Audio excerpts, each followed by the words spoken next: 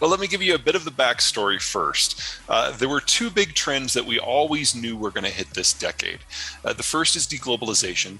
The Cold War era is over. The post-Cold War era of open borders is over. And it's just a question of how quickly do countries start falling back into their own when it comes to manufacturing and supply chains. This was well advanced before anyone had even heard about coronavirus as a public health threat. Hey, And then the second one is demography. The global population has been aging at an ever accelerating rate. Most countries crossed through the point of no return back in the 90s, and the few that have not did so in the last 10 years. And we're now nearing a point where many of the advanced countries are going to have more people who are retired than who are mature workers, than who are young workers, than who are children. It's an inverted demographic pyramid. And even in the developing world, they're actually aging faster now. So we've always known that these two trends were going to crest and crush the economic system as we understand it this decade. What coronavirus has done is it's sped everything up. By breaking supply chains, by giving countries a health reason and a populist reason to accelerate these shifts. We're seeing countries like the United States going through the fastest industrialization in their history as they try to cope with these issues. And so instead of it being an open question of whether the demographic and the deglobalization trends would hit us in the first or the second half of the decade, it's all hitting right now. And by the time we get to the end of next year, we're going to be dealing with simultaneous supply chain, labor, and financial crises interwoven, and it's going to be difficult to pick apart what it is that matters more to you. All of that, of course, impacts real estate, not all in a bad way, but certainly we are in for the next 24 hours, excuse me, 24 months are going to be the greatest period of change that we have seen at least since the Second World War. So many thoughts. Okay. I'd say that there's three big issues going on in real estate right now, writ large, kind of layered one step below those major trends. Number one, the baby boomers are retiring. They don't want to live somewhere where they have to shovel snow. Number two, the millennials, the oldest of whom are now entering their 40s, are discovering that you can't raise kids in a major urban area's inner city. It's certainly not in Midtown. And then third, because of COVID, no one wants to have to commute. So what we're seeing is a relocation of a lot of the professional class, especially millennials, especially boomers, away from the dense urban enclaves on the coasts, plus Chicago, and into places in the interior or in the south, the west, or the southwest. As they're getting away from the cold, they're getting away from high property prices, and they're getting away from metro-centric transport systems. And so if you're in a crescent from roughly Boise and Salt Lake City in the Northwest down through Phoenix and Texas and all the way up into Hampton Roads, you're kind of in the magic zone for areas that are benefiting from these three interlinking trends. And if you overlay that with some of the broader stuff that's happening internationally, it neatly lines up, just coincidentally, because the Mountain West, the Southwest, and the South are also the areas that are benefiting the most from the Mexico impulse. They're benefiting the most from the deglobalization impulse. They're reindustrializing and moving up and down value-added supply chains most rapidly because they have more green space that can be processed for industrial use. And if you add this in with not just population growth, but affluent population growth, these are the parts of the country they're going to see the most rabid economic growth for at least the next couple of decades, probably more. I'm not going to say New England is screwed because there's no part of the United States that is screwed. But if you want to talk about a part of the country that faces challenges moving forward, demographically speaking, it is already the most aged population we have. It is the most rapidly aging portion. And until roughly the year 2000, it was also the part of the country that could rely on a lot of mid and low and high skilled labor from the old world to the new. New York City, Boston, DC, these were the gateway communities for European migrants. Well, back in 2000, that more or less stopped.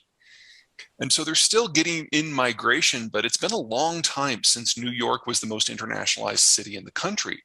San Francisco is more internationalized, Los Angeles is, and Houston has the #1 spot. New York doesn't think of it that way, but that's how it's been for some time. And so you've got a population that is honestly teetering on the edge of a major mass retirement because you've got the greatest concentration of boomers in the country in the Northeast, and on average, the boomers will be retired next year.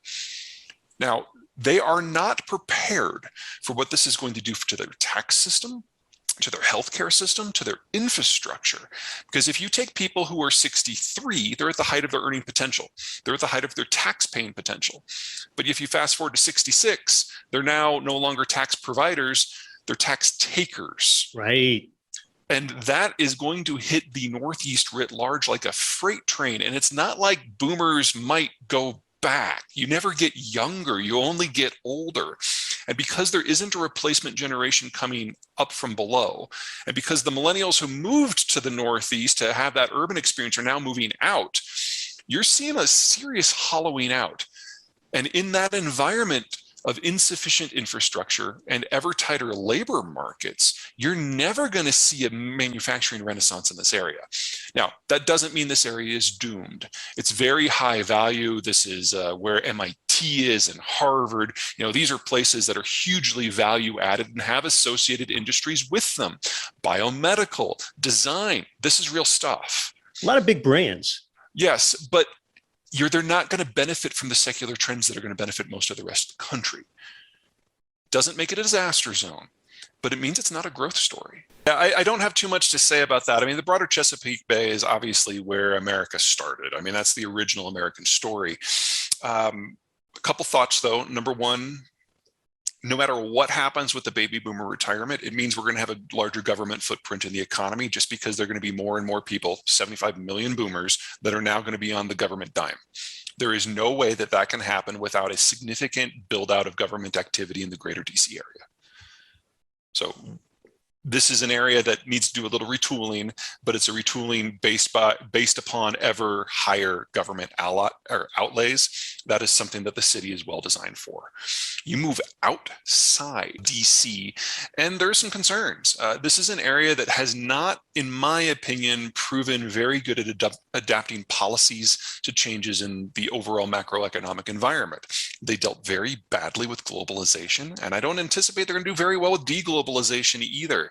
So you can have pockets that are success stories. The Navy's in the process of retooling everything it has, so the shipyards on the Chesapeake should do fine. But it's difficult for me to get too excited about anything else in the area because it's the same demographic picture as New England. But without the big names like Raytheon and Harvard and MIT. The Northeast and the Mid-Atlantic are really the only parts of the country that rely on Amtrak for anything. And so any money that goes into Amtrak is going to go into this zone. Makes sense. But everything else is spread among all 50 states, heavy on bridges, heavy on the interstates. That's going to go everywhere.